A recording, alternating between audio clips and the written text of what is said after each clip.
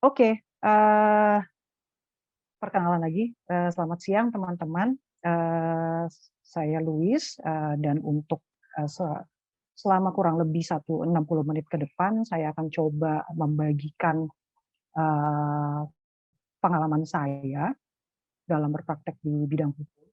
Jadi mungkin mohon izin juga nanti selama penyampaian materi mungkin, eee, saya lebih lebih, semi formal atau malah tidak formal sama sekali karena menurut saya apa yang kita lakukan ini hanya sekedar untuk membagikan pengalaman bukan bermaksud untuk menggurui ataupun, mengajar teman-teman tapi membagikan pengalaman. Karena memang, materi yang kita akan, diskusikan dan kita akan bawa pada hari ini juga itu bukan suatu materi yang kita satu teori yang memang ada di bangku kuliah, memang kita baru dapat ini setelah setelah, teman-teman, lulus dan berpraktek nantinya. Oke, sesuai dengan TOR yang disampaikan kepada saya, materinya bertema Primary Aspect of Legal Audit Framework. Seluruh materi yang nanti ada di screen teman-teman, itu semuanya berbahasa Inggris, tapi dalam penyampaiannya saya akan sampaikan dalam bahasa Indonesia. Oke, tadi sudah, perkenalan dari saya. Oke, untuk agenda hari ini, balik lagi 60 menit ke depan akan terbagi jadi 2 bagian. Di bagian yang pertama kita akan membahas mengenai scope dan, bagaimana, manajemen ataupun, pelaksanaan daripada legal due diligence atau nanti kita singkat sebagai LDD. Kenapa sih perlu ada yang namanya LDD atau legal due diligence, apa itu sebenarnya LDD, lalu apa yang perlu kita cover, apa yang perlu kita bahas, apa yang perlu kita perhatikan di dalam suatu legal due diligence, suatu pelaksanaan legal due diligence, dan, dalam pelaksanaannya legal due diligence itu siapa yang terlibat sebenarnya.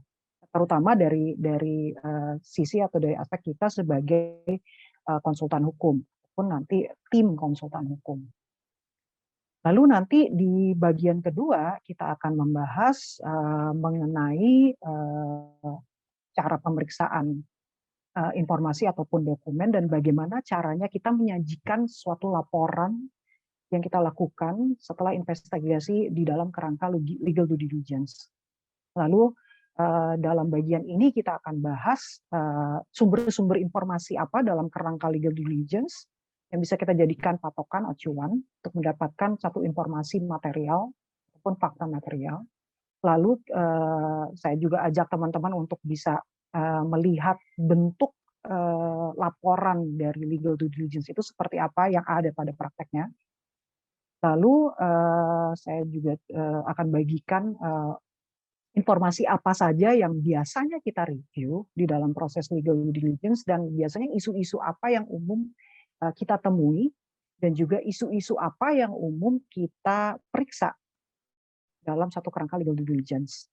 Jadi kalau teman-teman bisa melihat perbedaannya di part 1 ini, mungkin, saya lebih banyak berbicara mengenai apa itu, secara, teorinya legal due diligence dan bagaimana pelaksanaan legal due diligence. Lalu yang kedua, kita akan masuk lebih dalam mengenai konten dari legal diligence itu sendiri. Oke, semoga teman-teman masih bisa ngikutin. Ini baru ngomongin masalah agenda ya, belum masuk ke pokok materi.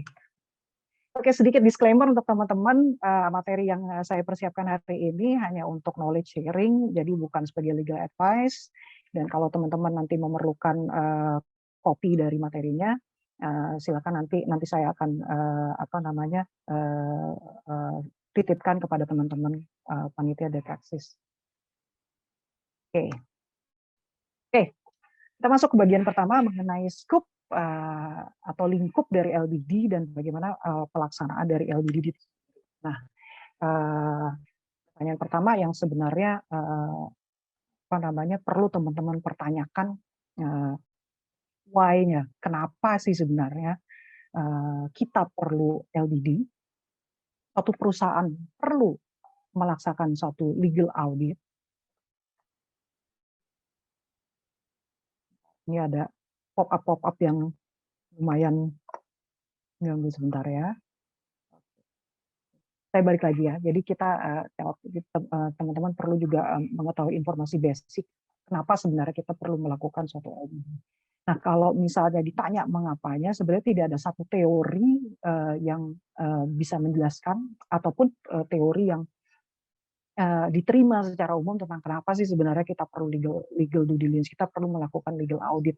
Karena sebenarnya di dalam prakteknya sendiri begitu banyak pendapat dan begitu banyak kebutuhan sampai suatu perusahaan ataupun klien ataupun suatu konsultan hukum untuk melakukan suatu yang namanya legal due diligence. Tapi yang banyak secara praktik diterima secara umum, kenapa sebenarnya perlu LDD, itu yang umum adalah satu prinsip yang kita sebut sebagai caveat emptor, atau bahasa sederhananya itu adalah let the buyer aware. Atau bahasa yang lebih sederhana lagi kalau saya bisa simplifikasi, kenapa perlu LDD sebenarnya supaya yang namanya pembeli, orang yang mau melakukan satu transaksi ataupun corporate action, dia tidak membeli satu kucing dalam karung. Jadi dia sudah mengerti sendiri, sudah melakukan audit ataupun background check secara bibit, bebek, bobot. Ibaratnya kalau mungkin bahasa sederhananya, ketika kita mau melangkah ke satu jenjang perkawinan, siapa yang menjadi pasangan kita nantinya, kita perlu audit dalam tanda kutip. Kita perlu background check secara bibit, bebek, bobotnya.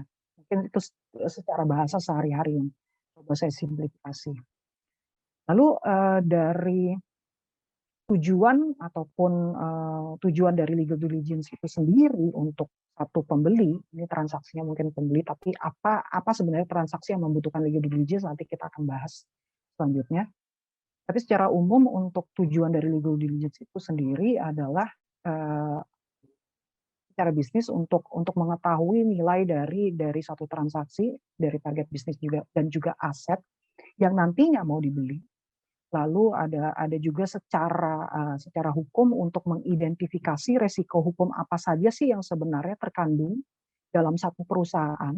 Ini bayangkan teman-teman kalau misalnya kita dalam transaksi jual beli mau membeli suatu perusahaan, untuk mengetahui atau mengidentifikasi resiko hukum apa yang ada terhadap barang atau perusahaan yang nanti kita beli, kita perlu mengadakan yang namanya LDD. Lalu kemudian ada juga tujuan di mana kita mau mengetahui, kita sebagai pembeli atau calon pembeli perlu mengetahui bahwa si penjual itu dia punya aset, dia merupakan pemilik yang sah terhadap aset ataupun saham yang nantinya kita beli ataupun objek transaksi apapun yang mau ditransaksikan ataupun yang mau dilakukan oleh para pihak. Lalu untuk LDD juga, dengan adanya LDD kita bisa mengkonfirmasi intention dari si pembeli, apakah kita mau lanjut apa tidak nih dengan pembelian satu perusahaan, dengan kondisi perusahaan ini punya legal risk tertentu setelah kita melakukan satu audit. Karena kalau kita tidak melakukan satu audit, kita mungkin tidak tahu apa kondisi di dalam perusahaan. Jadi ini juga bisa untuk menentukan transaksi itu akan dilanjutkan oleh pembeli atau tidak. Lalu ketika kita masuk dalam proses drafting satu agreement, legal due diligence ataupun hasil legal due diligence itu juga diperlukan untuk teman-teman mendrafting atau memformulasikan suatu dokumen transaksi ataupun agreement nantinya. Kira-kira apa saja yang perlu kita minta, warranties dan indemnity apa saja yang perlu kita minta berdasarkan hasil legal diligence. Nah, setelah teman-teman melakukan legal diligence, baru bisa diketahui mana red flag-nya dari legal diligence, mana hal-hal yang sebenarnya perlu kita mintakan perlindungan dari si penjual atau tidak. Itu baru diketahui ketika teman-teman melakukan legal diligence. Lalu kemudian secara transaksi atau secara bisnis, legal diligence juga diperlukan untuk bisa menentukan kira-kira struktur mana nih yang kira-kira legal dan juga workable untuk satu transaksi akuisisi misalnya gitu, ataupun transaksi lainnya. Jadi itu baru kita bisa tentukan juga setelah dilakukan yang namanya legal audit. Karena kadang-kadang dari mungkin sekedar berbagi untuk teman-teman mungkin dalam satu transaksi, ketika si company sudah melakukan atau menyusun satu satu struktur dari transaksi, kemudian ketika dikeluarkan hasil dari legal audit, baru ditemukan bahwa transaksi ini mungkin secara hukum tidak bisa dilakukan, dan itu baru ketahuan ketika legal audit itu dilaksanakan. Lalu legal audit itu juga diperlukan untuk bisa mengetahui ketika satu company itu satu perusahaan itu melakukan satu corporate action, apakah diperlukan persetujuan-persetujuan terlebih dahulu. Contoh misalnya, persetujuan itu baik dari pihak ketiga ataupun dari government. Tuh. Contoh misalnya saya mau membeli perusahaan milik Nasya, kemudian ternyata sebelum legal audit saya tidak tahu apa yang harus saya lakukan.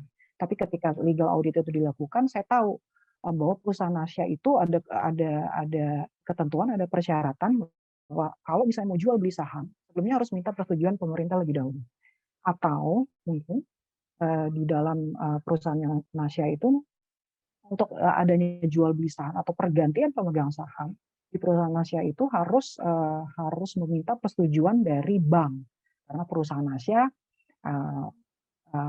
punya perjanjian kredit dengan pihak bank. Jadi berdasarkan perjanjiannya dia harus meminta persetujuan oleh bank. Jadi dengan adanya legal audit ini kita bisa tahu sebenarnya apa persyaratan-persyaratan yang mendahului dari adanya transaksi atau corporate. Lalu yang terakhir adalah untuk bisa merencanakan integrasi ataupun untuk bisa mengetahui sebenarnya kewajiban-kewajiban apa yang harus dilakukan setelah transaksi itu dilakukan. Contoh misalnya, tadi saya ambil ilustrasi saya mau membeli perusahaannya Nasya, ternyata untuk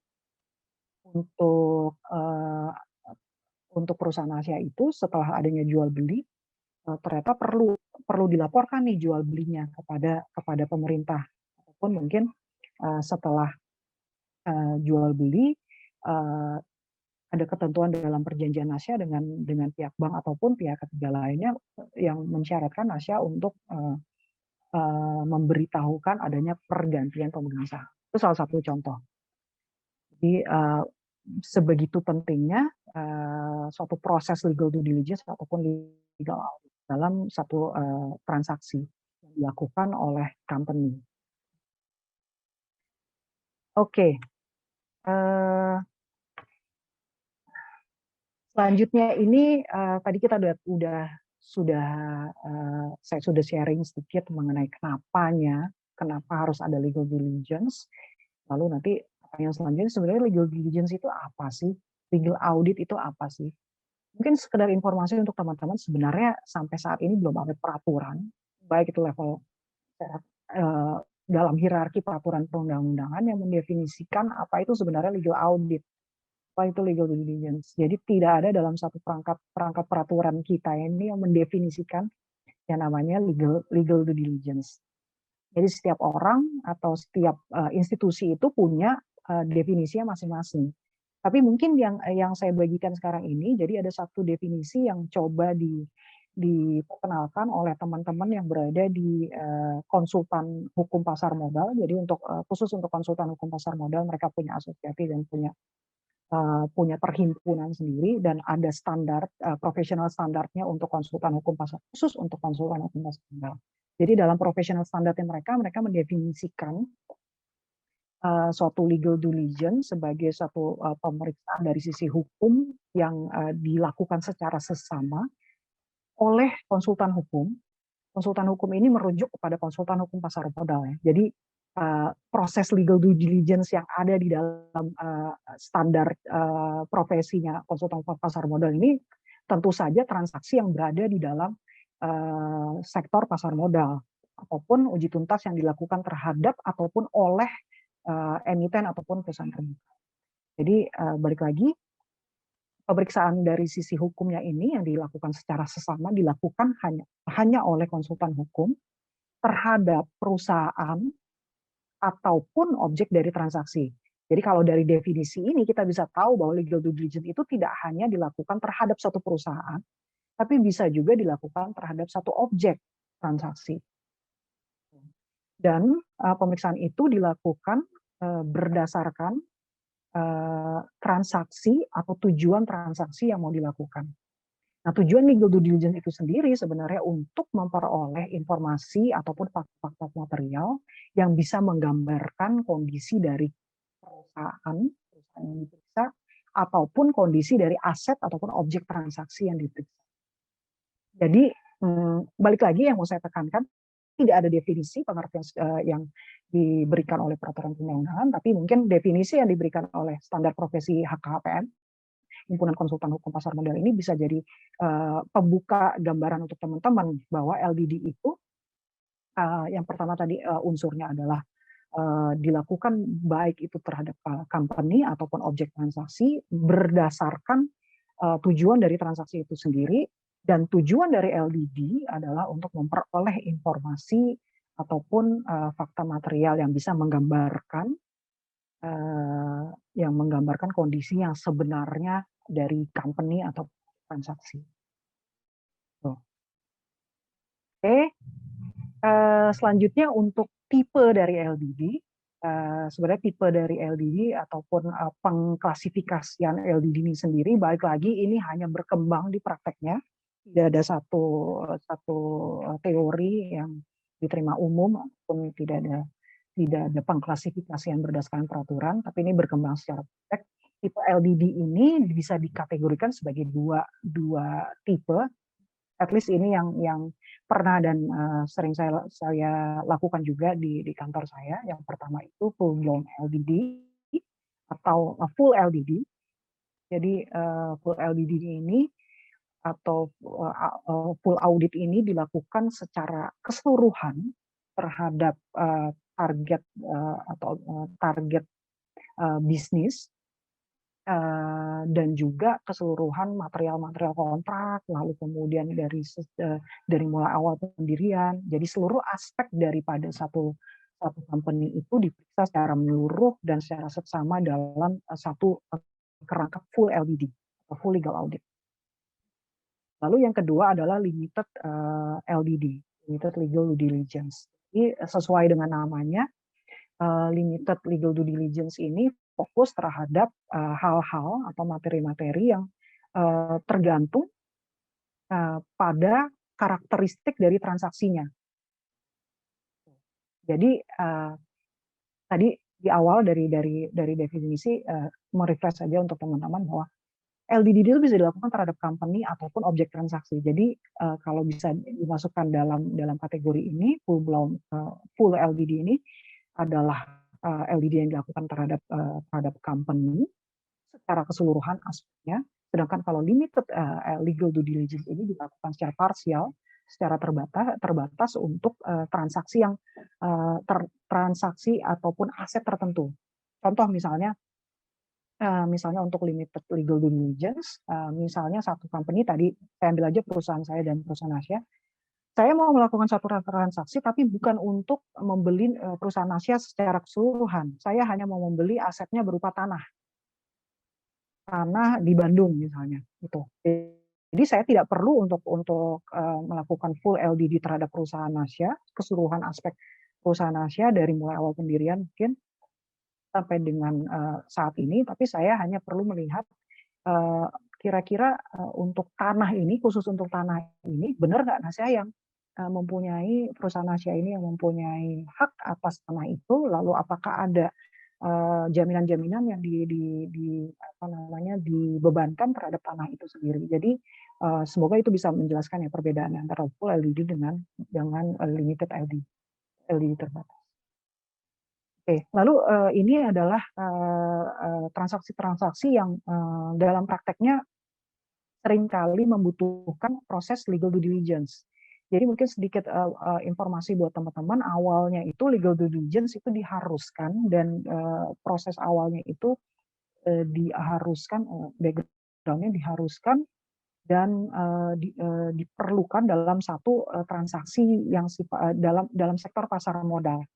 Jadi kalau misalnya teman-teman eee, nantinya punya klien ataupun nanti bekerja di perusahaan TBK ataupun emiten yang ataupun nanti dealing atau bertransaksi dengan, perusahaan TBK ataupun emiten, ketika ada corporate action harus sebenarnya dilakukan yang namanya legal due diligence. Jadi awalnya, yang pertama legal due diligence itu merupakan satu keharusan dalam sektor pasar modal, tapi kemudian, berkembang berkembang ke, sektor di luar pasar modal sendiri. Dan beberapa transaksi yang umum untuk, mmm, requiring atau, mensyaratkan satu LDD, yang paling umum adalah merger dan akuisisi saham, baik itu saham ataupun aset. Lalu kemudian, leasing, sewa sewa menyewa aset, ini terutama juga untuk, aset-aset mungkin yang nilainya itu besar, bukan aset-aset yang, hanya, nilainya hanya ratusan juta gitu. Contoh misalnya, kalau dalam prakteknya, saya banyak, juga, klien menangani aircraft financing juga, jadi pembiayaan pesawat. Jadi, untuk beberapa transaksi untuk penyewaan dari pesawat itu sendiri, kadang-kadang ada pihak lessor ataupun pihak menyewa yang mensyaratkan adanya legal due diligence. Tapi mungkin, legal due diligence-nya bukan yang sifatnya adalah full LDD, tapi, limited LDD. Lalu kemudian, transaksi berikutnya adalah initial public offering, ini dalam sektor pasar modal juga dan juga right issue. Oke oke. Selanjutnya itu, apa sih sebenarnya yang perlu, eee, kita cover atau kita teliti, kita periksa dalam satu kerangka LDD. Sebelum kita masuk ada sedikit disclaimer di basic, konsep juga dalam melakukan satu satu proses legal diligence. Jadi untuk, menentukan apa saja yang nanti kita periksa, apa saja nanti yang perlu kita analisis di pertama kali kita sebelum melakukan satu LDD, kita sebagai konsultan hukum itu harus tahu sebenarnya tujuan dari transaksi ini apa. Jadi, transaksi ini, transaksinya jenis apa? Apakah akuisisi kah? Ataukah IPO kah? Initial public offering atau akuisisi saham atau aset ataupun, properti ataupun tanah. Lalu kemudian terhadap siapa, transaksi ini, atau counterpart-nya seperti apa. Kalau, kita perlu tahu counterpart-nya itu apakah perusahaan terbuka, perusahaan tertutup, lalu counterpart-nya ini, sudah berdiri berapa lama, sudah punya, anak usaha berapa banyak, gitu. Jadi kita perlu tahu sebenarnya, tujuan atau objektif dari transaksi yang akan kita lakukan LDD ini. Tanpa mempunyai satu pengetahuan awal tentang objektif dari transaksi, akan kesulitan kita untuk menentukan, material apa saja ataupun hal apa saja yang harus kita analisis di dalam satu LDD. Karena mungkin saja, sebenarnya, satu transaksi itu tidak memerlukan satu full LDD, cukup memerlukan limited LDD, gitu. Jadi sebelumnya itu pengetahuan awal dan konsep konsep dasar yang awal kita perlu tahu itu transaksinya seperti apa, transaksinya tujuannya seperti apa. Lalu untuk skop, dari pemeriksaan itu sendiri, kadang-kadang, sebelum kita melakukan satu legal due diligence, kadang-kadang juga skop dari, baik itu laporan LDD ataupun hal-hal yang mau diperiksa itu kadang-kadang sudah ditentukan di awal oleh klien. Klien yang hire kita sebagai konsultan hukum untuk, melakukan LDD. Oke, kadang-kadang itu ditentukan oleh klien ataupun kita yang propose kepada klien bahwa, "Oh, untuk transaksi ini, transaksi jual beli aset, jual beli tanah, tidak perlu full LDD, hanya perlu limited LDD dengan memeriksa A, B, C, D." Kadang-kadang kita yang propose untuk satu skop pemeriksaan. Ataupun dalam beberapa hal, skop dari pemeriksaan dan juga laporan itu sudah ditentukan oleh code of conduct atau, standar profesi tertentu. Nah, sampai sekarang yang punya standar profesi tertentu untuk melakukan legal audit hanya konsultan hukum pasar modal. Jadi untuk konsultan hukum non pasar modal ataupun transaksi di luar pasar modal sebenarnya tidak perlu melakukan atau merujuk kepada standar profesi HKPM. Tapi dalam prakteknya kita juga mengacu kepada skup-skup apa saja yang kemudian jadi objek dari penelitian atau pemeriksaan legal due. Nah, untuk menentukan apa saja sih sebenarnya yang perlu diperiksa dalam legal due diligence, kita perlu mengerti juga apa sebenarnya yang dipersyaratkan oleh klien. Balik lagi tadi mengenai scope juga. Apakah kemudian tadi saya ambil contoh, kalau misalnya dalam memberikan atau menentukan hal-hal yang perlu diperiksa itu, kita sebagai legal consultant mungkin kita propose A, B, C, D. Ternyata klien itu hanya butuh A, B. Jadi kita perlu juga mengetahui requirement atau persyaratan yang atau hal-hal tertentu yang memang mungkin jadi interest atau concern dari klien itu sendiri. Itu balik lagi kepada konsep dasar untuk mengetahui objektif dari transaksi. Lalu yang kedua kita perlu tahu juga sebenarnya nature bisnis dari apa yang nanti kita periksa itu, baik itu company ataupun aset ataupun objek transaksi yang nantinya kita periksa, kita perlu tahu nature of bisnisnya seperti apa. Karena tanpa kita mengetahui nature bisnis dari apa yang kita periksa, kita akan kesulitan sekali untuk bisa menentukan sebenarnya sejauh mana LDD atau audit kita itu nanti akan kita lakukan. Contoh misalnya, kalau misalnya kita tidak tahu nature bisnis atau company, kalau misalnya tadi saya ambil perusahaan Asia itu ternyata bergerak di bidang IT. Kalau misalnya saya tidak tahu itu perusahaan Asia adalah perusahaan IT, mungkin saya tidak bisa menentukan sebenarnya izin-izin apa saja yang diperlukan untuk saya periksa. Lalu kira-kira persyaratan apa saja yang kemudian diterapkan khusus kepada perusahaan IT. Kalau misalnya saya tidak tahu sebenarnya bidang usaha ataupun nature dari bisnis perusahaan Asia. Lalu kita juga perlu untuk bisa mengerti dan menetapkan di awal parameter materialitas dari satu kontrak. Nah, kadang-kadang untuk di prakteknya itu nilai materialitas dari kontrak itu biasanya sudah ditentukan sebelumnya oleh klien ataupun dari financial consultant-nya si klien ataupun bisnis consultant dari klien. Jadi untuk materialitas kontrak itu bisa ditentukan dari dua aspek. Yang pertama itu dari nilai dari kontraknya itu sendiri.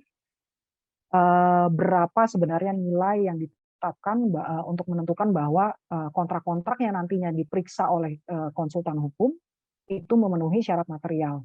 Atau parameter yang kedua adalah tergantung dari nature dari kewajiban ataupun aset yang ada di dalam kontrak ataupun dokumen-dokumen yang nantinya diperiksa gitu. Apakah materialitasnya itu ditentukan dari jangka waktunya kontrak itu sendiri ataupun kontrak kemudian ataupun komitmen yang dilakukan di luar dari menggunakan metode dividen. Iya, sampai sekarang loh TYY ya.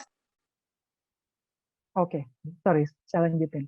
Jadi yang pertama itu apakah ditentukan dari periode kontrak ataupun nature dari kontrak yang mungkin di luar dari course of business ataupun bidang usaha dari company. Jadi untuk mengetahui materialitas dari kontrak ataupun dokumen yang diperiksa itu kita perlu tahu dari awal supaya kita tidak kemudian memeriksa keseluruhan dokumen ternyata yang kita periksa itu ternyata bukan dokumen yang sebenarnya material ataupun dokumen yang sebenarnya perlu kita periksa dalam satu LDD. Contoh misalnya dalam satu transaksi tadi balik lagi contohnya jual beli, saya mau beli perusahaan Asia, ternyata dari financial consultant saya menetapkan bahwa sebenarnya nilai materialitas dari kontrak itu adalah senilai 1 miliar gitu. Kalau sudah ditentukan 1 miliar, sebenarnya saya tidak perlu lagi untuk meminta Nasya untuk memberikan dokumen-dokumen untuk saya review, misalnya jual beli pembelian ATK yang nilainya mungkin hanya 10 juta atau 20 juta gitu. Jadi saya tidak perlu meminta dokumen itu dan saya tidak perlu meminta mereview dokumen tersebut karena secara benchmark ataupun threshold dari materialitas itu tidak nyampe 1 miliar. Jadi kalau di bawah 1 miliar itu dikonsider sebagai kontrak ataupun dokumen yang tidak material, jadi tidak perlu diperiksa sebenarnya. Jadi hal-hal ini yang perlu kita ketahui juga di awal dan kita mengerti di awal. Mungkin untuk teman-teman yang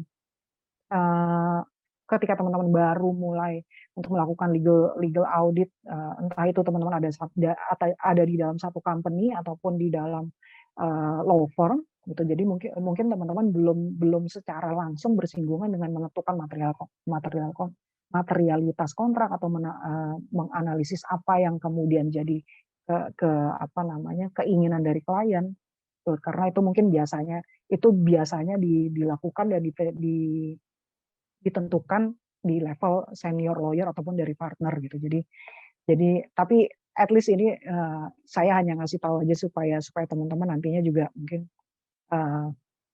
nggak dalam melakukan satu legal diligence bisa membantu teman-teman juga nantinya untuk mempermudah teman-teman dalam memahami apa yang teman-teman lakukan nantinya.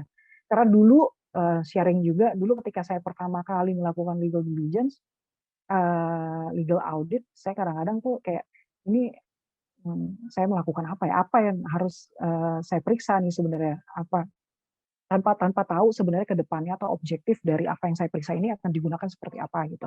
Karena mungkin pada saat itu senior saya tidak memberitahu apa sebenarnya tujuan dari transaksi ini atau apa yang saya lakukan ini bisa berpengaruh apa terhadap transaksi dari klien. Oke, selanjutnya untuk bisa mengetahui menganalisis hal-hal apa saja yang perlu di-cover, perlu dianalisis dalam satu LDD, teman-teman perlu ingat juga isu-isu yang mungkin berkaitan dan bisa mempengaruhi analisis dari teman-teman. Yang pertama mengenai data protection. Isu perlindungan data ini apakah kemudian nanti ketika teman-teman melakukan suatu legal audit, teman-teman melakukan pemeriksaan terhadap dokumen, teman-teman perlu ingat pertama kali dulu, kira-kira dokumen ini informasi atau data-data di dalam ini termasuk data yang dilindungi atau tidak, sensitif tidak datanya. Bisa nggak saya input data-data ini sedetail mungkin di dalam laporan saya. Jadi teman-teman perlu mengetahui juga isu seperti ini untuk membantu teman-teman sejauh mana teman-teman bisa melakukan satu pemeriksaan terhadap dokumen. Lalu kemudian mungkin mirip-mirip juga ini adalah non-disclosure information. Teman-teman juga perlu tahu ketika teman-teman diminta, misalnya senior teman-teman ataupun klien teman-teman untuk memeriksa satu dokumen hukum, kontrak terutama, teman-teman perlu lihat juga apakah di dalam kontrak itu ada klausul yang melarang klien teman-teman untuk bisa disclose ketentuan-ketentuan di dalam perjanjian ataupun dokumen. Itu mungkin salah satu yang perlu teman-teman lihat dan teman-teman analisis juga di awal. Lalu teman-teman perlu ingat juga ada satu prinsip confidentiality dalam satu proses LDD, bahwa apapun yang teman-teman terima dari klien teman-teman ataupun dari target company dan teman-teman terima dokumen ataupun informasinya itu perlu teman-teman atau teman-teman jaga kerahasiaannya. Termasuk juga mungkin kadang-kadang ada transaksi-transaksi yang sifatnya itu masih penjajakan di awal, jadi sebenarnya sifatnya konfidensial, sehingga apapun yang teman-teman periksa nantinya, baik itu dokumen ataupun informasi, sifatnya tentu saja rahasia. Apalagi kalau misalnya teman-teman dealing dalam pemeriksaan di sektor pasar modal. Oke, selanjutnya ini saya coba sharing aja berdasarkan praktek. Sebenarnya dalam satu LDD nanti teman-teman itu tidak hanya bekerja sendirian, timnya seperti apa. Tapi balik lagi ini adalah satu praktek dan at least ini adalah praktek yang saya lakukan di kantor saya sekarang. tapi mungkin nanti nature-nya akan berbeda di setiap kantor yang lain. Pun di apapun kantor kantor teman-teman. Mungkin sekedar informasi kalau selama ini mungkin ada pendapat yang bilang bahwa kalau misalnya lo teman-teman tidak bekerja sebagai konsultan hukum di law firm, teman-teman nggak akan mungkin melakukan yang namanya satu legal audit ataupun legal diligence. Tapi sebenarnya itu pendapat yang relatif sekali karena saya ketika lulus saya merupakan in-house counsel di satu perusahaan. Nah kebetulan juga pada saat saya menjadi in-house counsel itu saya melakukan legal audit juga terhadap perusahaan saya sendiri tempat saya bekerja bersama teman-teman legal yang lainnya.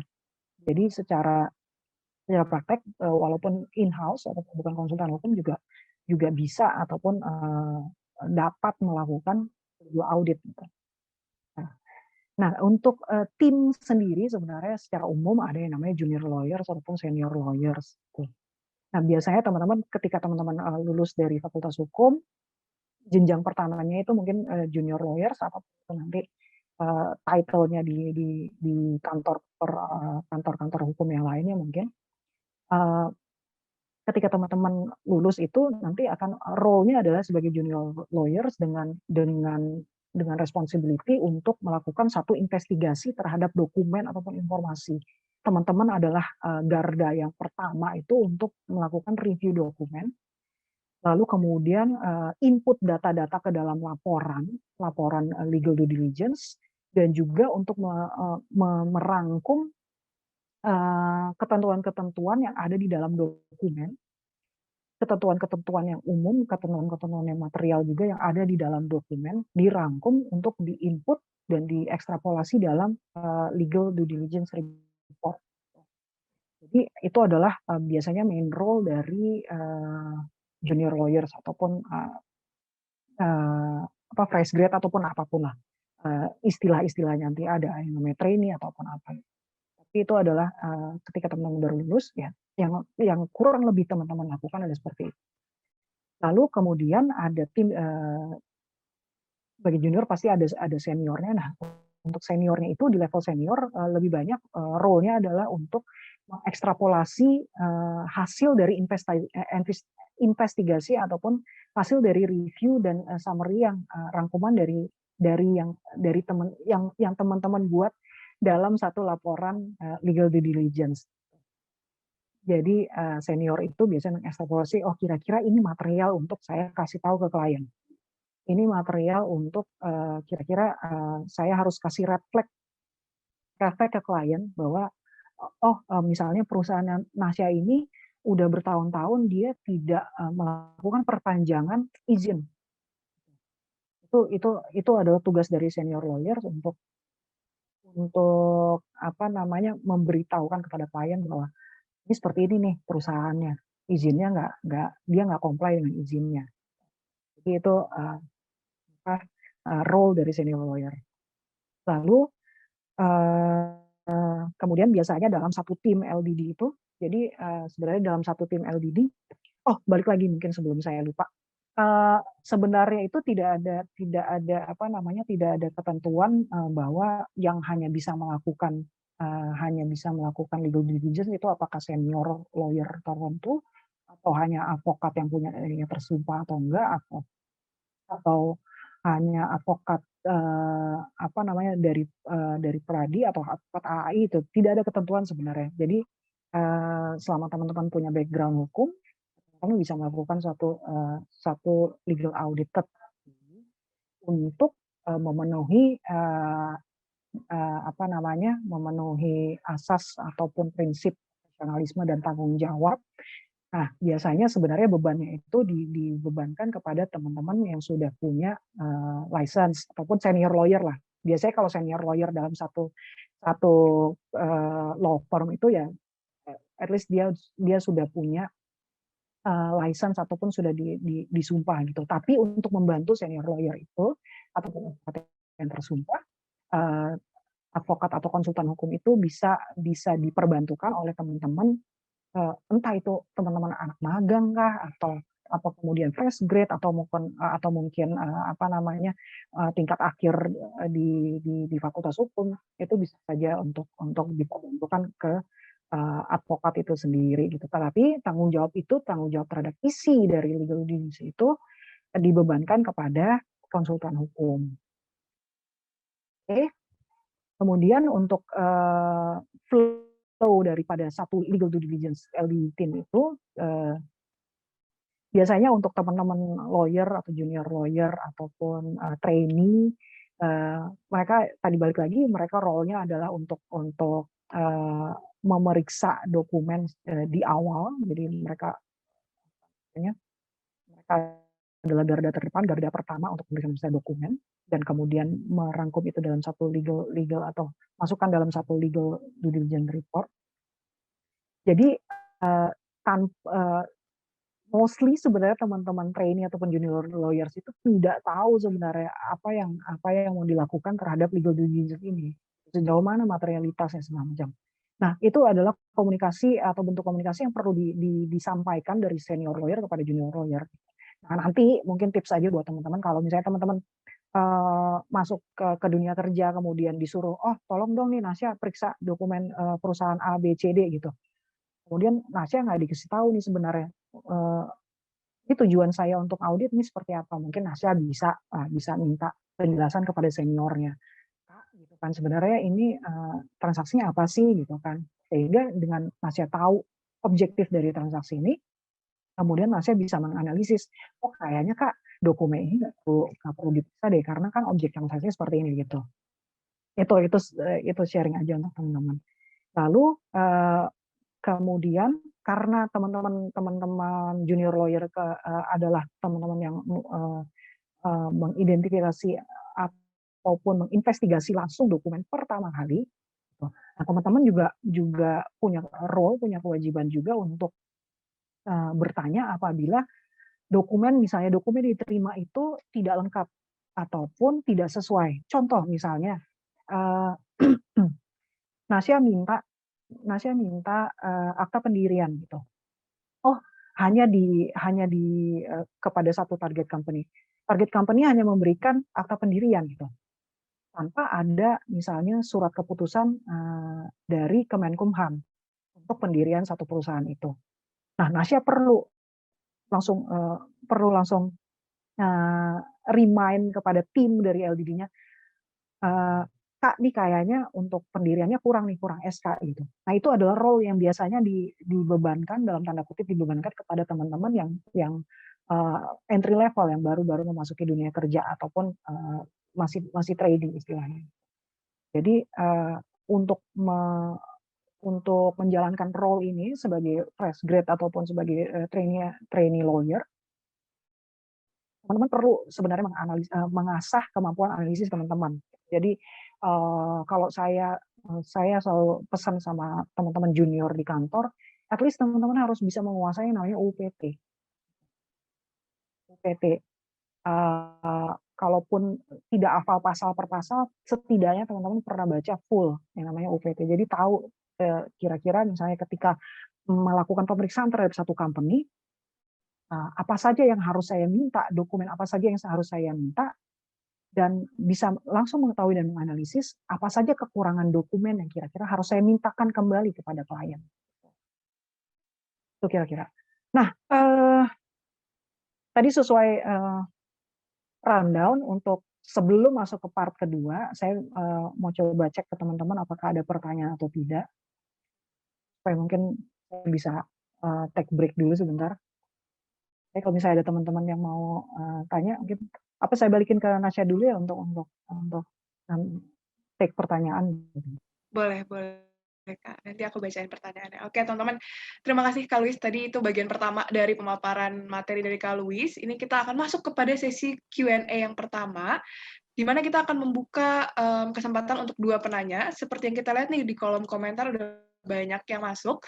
Kita coba lihat dulu. Aku bacain dulu di pertanyaan pertama dari Fikri Ricardo dari Unpad.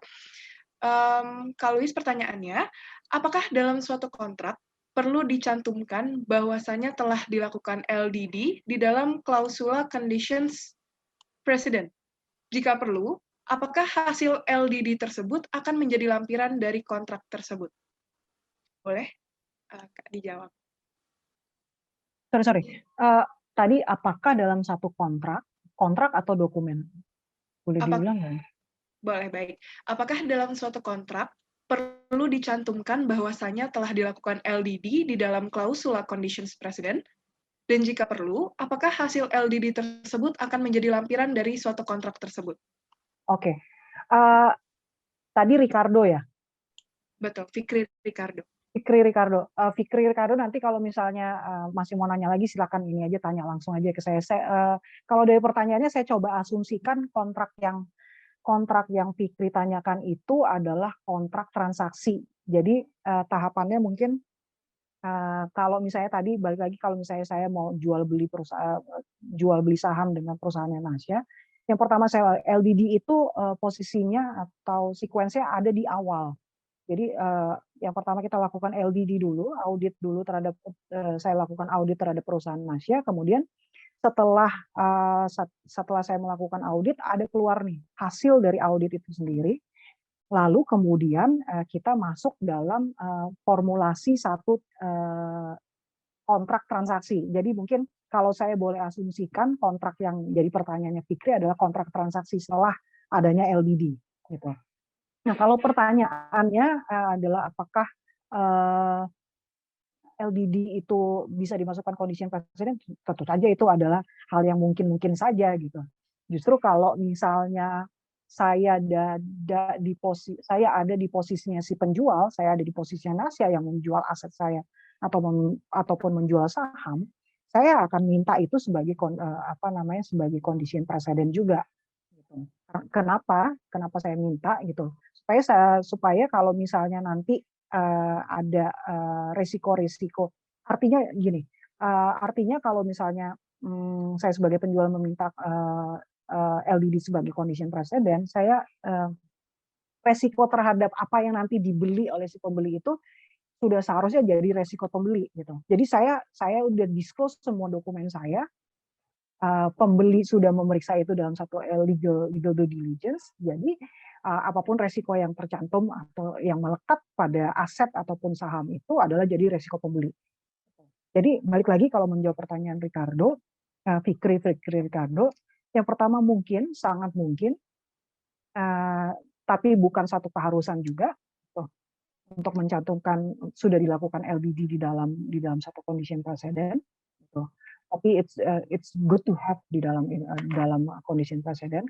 Lalu yang kedua harus ataupun tidak harusnya itu juga mungkin relatif kepada siapa yang kira-kira dari sisinya siapa gitu. Kalau tadi saya cerita kalau misalnya saya dari sisi penjual saya akan minta juga sebenarnya kalau misalnya LDD itu sudah dilakukan. Nah, apakah kemudian hasil dari LDD itu dijadikan satu lampiran dalam kontrak transaksi ataupun kontrak jual beli saham? Sebenarnya tidak dalam artian gini, tidak menjadi lampiran karena banyak aspek sih sebenarnya. Yang pertama tentu saja masalah kemudahan ya ataupun masalah kemudahan. Jadi yang namanya legal due diligence itu laporannya bisa mungkin paling sedikit ada 100 halaman gitu, laporannya gitu. Atau kadang ada executive summary atau summary dari legal due diligence saja itu sebenarnya 50 halaman misalnya. Atau 20-30 halaman yang mungkin tergantung daripada jenis transaksi ataupun tergantung daripada format dari laporan LDD dari masing-masing konsultan hukum itu. Jadi kalau misalnya pertanyaannya harus dilaporkan apa enggak, sebenarnya tidak ada keharusan. Tapi dalam prakteknya kita tidak melampirkan itu. Tetapi hasil dari LDD itu sendiri sebenarnya kita masukkan di dalam dokumen-dokumen transaksi atau kontrak transaksi. Contoh misalnya, dalam berdasarkan hasil legal audit ditemukan bahwa tadi bagi perusahaan Nasya misalnya perusahaan IT, kalau perusahaan IT itu terdapat perubahan pemegang saham ataupun terdapat jual beli dari dari saham perusahaan IT, misalnya nih, setelah jual beli ataupun perubahan pemegang saham itu harus ada mekanisme pelaporan kepada Kementerian Komunikasi dan Kemenkominfo. Harus ada laporan kepada Kemenkominfo. Nah, hasil itu merupakan hasil legal audit. Hasil itu kemudian kita masukkan jadi poin di dalam kontrak transaksi ataupun kontrak jual beli. Tadi Ricardo udah nyebutin condition precedent. Pasti teman-teman juga familiar yang namanya condition subsequent. Jadi setelah transaksi itu ada kewajiban dari misalnya saya kasih kewajiban kepada perusahaan Asia untuk melakukan pelaporan adanya transaksi jual beli itu masuk dalam condition subsequent. Jadi balik lagi untuk merangkum jawaban saya, jadi untuk hasil dari LDD itu bukan tidak ada keharusan untuk menjadi lampiran dalam satu kontrak transaksi gitu. Tapi kalaupun mau dilampirkan silakan itu, tapi dalam prakteknya sih saya nggak pernah melihat kontrak transaksi itu jadi melampirkan yang namanya hasil LDD. Tapi poin-poin yang menjadi hasil dari LDD itu bisa dimasukkan dan perlu dimasukkan dalam kontrak transaksi gitu. Gitu kira-kira kalau misalnya Ricardo atau Fikri Ricardo kira-kira jawabannya nggak gitu sebenarnya pertanyaannya gitu. Silakan aja untuk nyalain mic-nya untuk tanya langsung ya. Kalau misalnya ada waktu ya Nasya ya. Boleh, baik. Terima kasih Kak Luis untuk jawabannya. Untuk Fikri Ricardo, apabila kemudian ada follow-up questions, mungkin bisa disampaikan via kolom chat setelah ini, karena mengingat banyaknya pertanyaan dan sedikitnya waktu, kita akan berlanjut kepada pertanyaan selanjutnya. Itu dari Dion Pardede dari USU. Pertanyaannya, bagaimana jika ditemukan indikasi tindak pidana setelah dilakukan LDD dikaitkan dengan non-disclosure of information? Oke, bentar. Saya boleh follow up question, takutnya nggak menjawab. Jadi kalau misalnya tindak pidananya itu oleh kita sebagai konsultan hukum atau oleh perusahaan yang diperiksa gitu, boleh nggak ya? Oh ya, boleh. Mungkin dari Dion Pardede, boleh on microphone. Oleh perusahaan, Kak Luis. Oh, oke. Jadi perusahaannya itu ternyata melanggar non-disclosure.